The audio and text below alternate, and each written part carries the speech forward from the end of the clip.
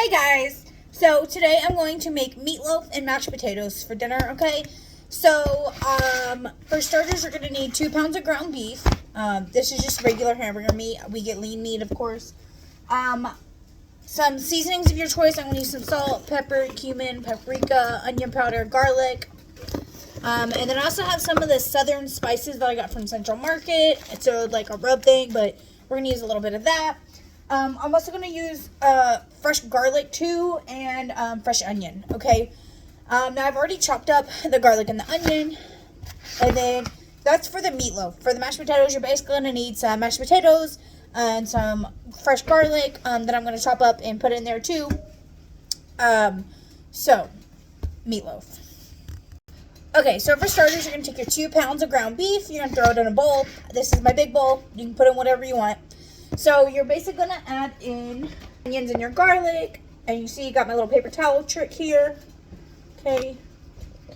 Because they were being a little, making me want to cry earlier. So just throw all that in your bowl. Okay. And fair warning, we are going to get a little messy today. So I'm going to take my watch off. So we're going to add in some seasoning, salt, a little bit of pepper, just a sprinkle of garlic, because we love garlic in this house, and a sprinkle of onion powder. Okay. Alright, a little teensy bit of paprika, which apparently I need to make some of that. So I'm running out. Alright, a sprinkle of cumin. And then this stuff. Okay, this is like a barbecue seasoning. It's kind of clumpy because the baby was playing with it the other day. Alright. Okay, so next we're going to mix this up. And then I did forget to mention that I'm using this pan. It is a 9 by 23. So it's not like your smallest glass dish you can get. It's like your medium size. I do have one bigger for this that I use for like lasagnas or just like if I have too much. But we're going to use this one today, okay? Make sure that seasoning, those onions and garlic get all mixed in real good. Okay, so next, after we get it all mixed up real good, and I realized after the fact that these onions are kind of big, but we'll go with it today. So basically, and I did add a little bit more of the seasoning, not the garlic and the onion powder, just everything else, just because I didn't want it be overly garlic and overly oniony, okay? So basically, we're going to add this to our pan. And I'm going to kind of flatten it out a little bit. And you know what I forgot? Breadcrumbs.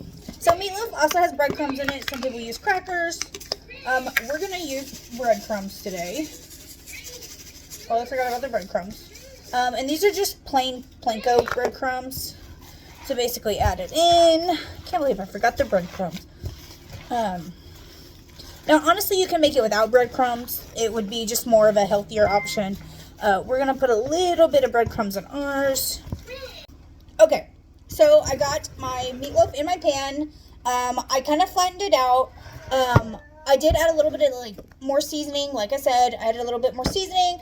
And this is the meatloaf, onion, and garlic fresh. And then the seasonings.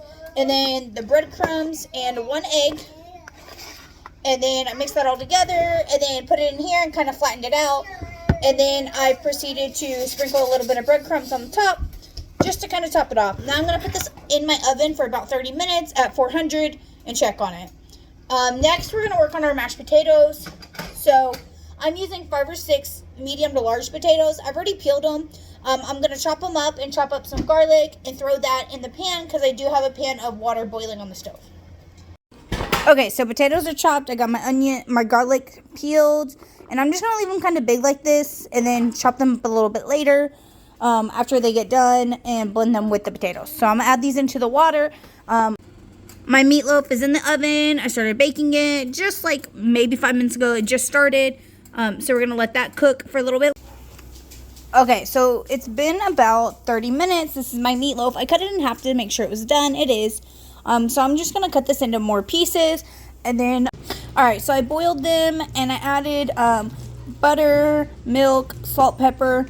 And then I blended them with a hand mixer, and that's just because it's convenient for me. But if you want to hand mash them, go ahead. So here's our garlic mashed potatoes and our meatloaf. Okay, so here's what it looks like. Now I went ahead and cut mine up. Now you can take it and put it back in the oven and kind of caramelize the sauce. We don't like that, so we just leave it like this. But yeah, so this is the meatloaf and our mashed potatoes. Okay, so I'm going to show you how I make my sauce, okay? So it's barbecue, a little bit of ketchup, a little bit of mustard, worcestershire sauce, and I'm going to add a little bit of honey to make it sweet, because after those first ingredients, it is going to be a little tart. So I add a little honey to give it a little sweetener, and you mix this up real good, and then just brush it on. Okay, so I got a good portion of meatloaf and potatoes.